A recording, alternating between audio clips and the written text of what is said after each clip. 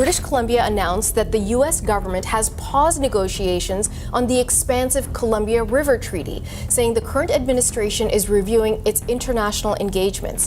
The deadly and devastating wildfires in Los Angeles are drawing new attention to U.S. President-elect Donald Trump's comments about one of Canada's most valued natural resources. There are millions of gallons of water pouring down from the north with the snow caps in Canada and all pouring down. And they have essentially a very large faucet. A quiet struggle is unfolding across North America, one that carries far greater consequences than a trade dispute or a diplomatic spat. The fault line runs through rivers, lakes, and the invisible currents beneath the soil. The issue is water. And what began as a simple resource concern has grown into a potential flashpoint between two of the world's closest allies.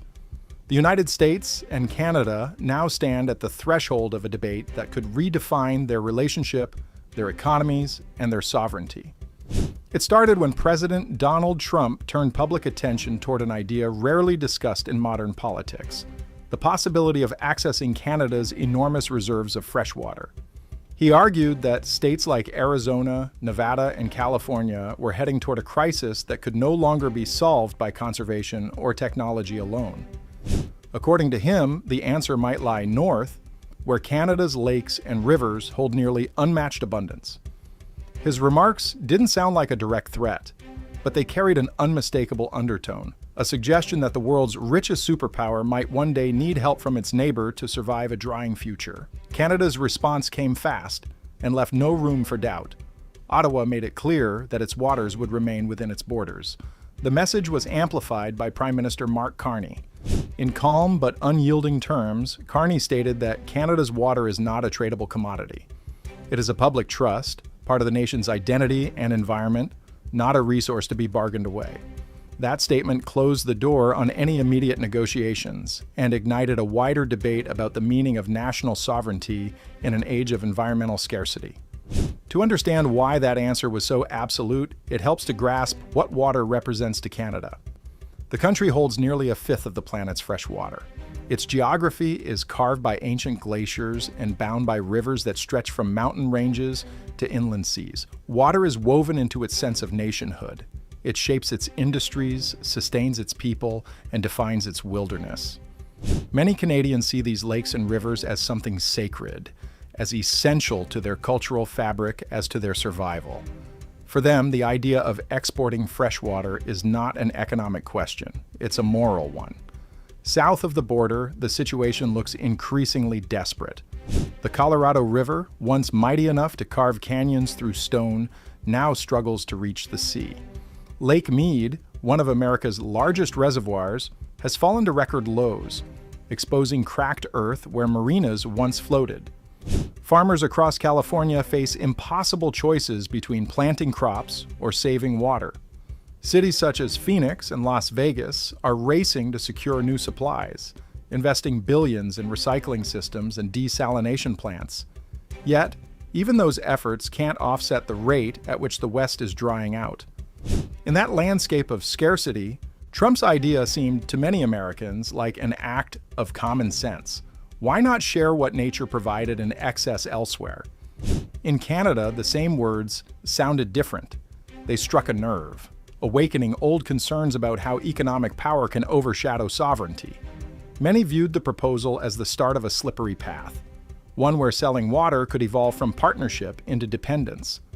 The tension grew not because of Trump's tone, but because of what his idea implied: that the survival of millions of Americans might one day hinge on another nation's natural reserves. To Canada, that prospect raised questions of control, ethics, and national security. Mark Carney's intervention captured that fear.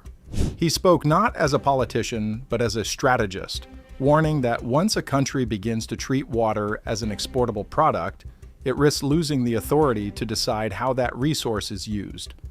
Trade agreements, corporate interests, and international law could quickly erode domestic control. Carney described water as the foundation of sovereignty itself, the element that ensures a nation can provide for its own people before serving anyone else. Selling it, he argued, would be like selling part of the country's future. His warning also carried an environmental dimension. Canada's ecosystems are already under strain from rising temperatures, melting ice, and shifting rainfall. Diverting freshwater southward would disrupt fragile habitats, threaten fish populations, and alter the balance of entire watersheds. The damage, once done, might be irreversible. In Carney's view, the price of short-term economic gain would be paid in the long-term collapse of natural stability. But his message reached beyond Canada's borders. He warned that if water ever becomes a global commodity, the world would enter a perilous new era. Access to clean water could turn into a privilege for those who can afford it, leaving poorer regions dependent on international markets to meet a basic human need. It would transform water from a public right into a financial asset. Carney called that a path humanity could not afford to take. Across the United States, however, many see the matter in simpler terms. To Trump's supporters, this isn't a moral crisis, it's an economic opportunity. They argue that water sharing could benefit both sides. Canada could earn revenue, and the U.S. could alleviate its shortages. Policy groups in Washington have already begun studying massive infrastructure projects, networks of pipelines capable of carrying fresh water from Canada's northern rivers to the parched American Southwest. These proposals borrow heavily from the oil industry's playbook, envisioning an intercontinental system of supply and demand. Advocates call it cooperative flow. In Canada, the phrase sounds more like encroachment. For Canadians, water is not something to be measured in gallons or priced in export contracts. It is part of the land. Selling it feels like giving away a piece of what defines the nation. That's why any mention of cross-border water pipelines sparks unease instead of interest. To many, it's not collaboration. It's a quiet erosion of independence. Beneath this disagreement lies a philosophical divide. One perspective treats water as a marketable resource, a tradable solution to scarcity. The other views it as a shared birthright that must be safeguarded, not sold. The clash between these ideas mirrors a broader global dilemma. Should natural resources serve economic growth or environmental preservation? Both countries are now forced to confront that question under the growing shadow of climate change. The American West provides a stark illustration of what's at stake. Once fertile valleys are turning to dust. Reservoirs that powered entire cities now sit half empty. Each year, the distance between supply and demand widens. Environmental analysts warn that the moment a society starts diverting water from distant regions, it's already living beyond its natural means. And history shows that once an industry takes root, it rarely retreats. When trade flows begin, the economic momentum often becomes too powerful to reverse. That is the scenario Canada's leaders hope to avoid. They see water not as an export, but as a responsibility. Rather than exploring trade, Ottawa has been channeling billions into conservation, clean energy, and ecosystem restoration. These programs aim to secure water for future generations, while reducing reliance on fossil fuels and industrial overuse. In this strategy, sustainability isn't just an environmental policy, it's a national defense plan. Protecting water means protecting sovereignty. For Carney, that mission represents a deeper commitment. He often speaks of stewardship, the idea that a country should leave its resources in better condition than it inherited them. To him, treating water as a tradable commodity would betray that duty. He believes that within one generation of opening freshwater trade, Canada could lose control of its own lakes and rivers. Contracts would bind the government's hands, and what was once a public trust could turn into an international asset governed by market rules. Still, the pressure is mounting. As drought deepens across the American West, as crops wither and populations swell, calls for new water solutions are growing louder. When a superpower begins to face resource scarcity, negotiations can quickly shift into demands. That's why Canada's stance has taken on the language of security rather than diplomacy. Water is being treated less as an economic issue and more as a matter of national survival. Carney's position, that Canada's water is not for sale, has become symbolic of that resolve. It sends a message to Washington that some resources cannot be priced or traded, regardless of economic temptation. Because beneath the statistics and policy, debates lies a question of independence. The power to decide how to use one's natural wealth defines a nation's freedom. And for Canada, that freedom is non-negotiable. This standoff also reveals something larger. The world is entering a new phase of competition, one not centered on oil or technology, but on the basic elements that sustain life. Water is becoming the most valuable resource of all, and in that competition, Canada's advantage is undeniable. Its freshwater reserves stretch across nearly every province. Immense lakes that look like inland seas, glaciers that feed endless rivers, and wetlands that purify ecosystems across continents. These waters are more than symbols of beauty.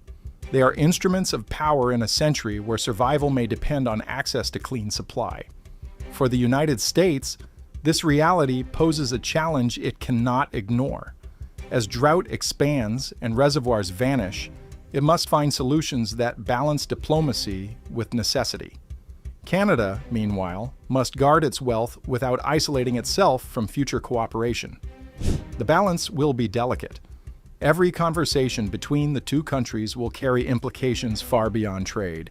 It will touch the core of what defines partnership and sovereignty in an age of climate pressure. Experts warn that the debate playing out across North America may be the first chapter in a broader global story. As populations rise and weather patterns grow unstable, nations from Asia to Africa are preparing for similar battles over freshwater access. The term water wars, once reserved for science fiction or distant predictions, is now appearing in government policy papers. Analysts describe a future where control over rivers, lakes, and aquifers becomes as critical as control over oil fields once was. Because the story unfolding across North America is no longer confined to borders or governments. It's the opening movement of something far larger, a shift that will shape the balance of the entire planet. Those who wish to understand the transformations ahead, where water and politics collide to redraw the map of power, will need to keep watching. The next chapter won't belong to one nation or one leader. It will belong to everyone who depends on the future of the Earth's most essential resource.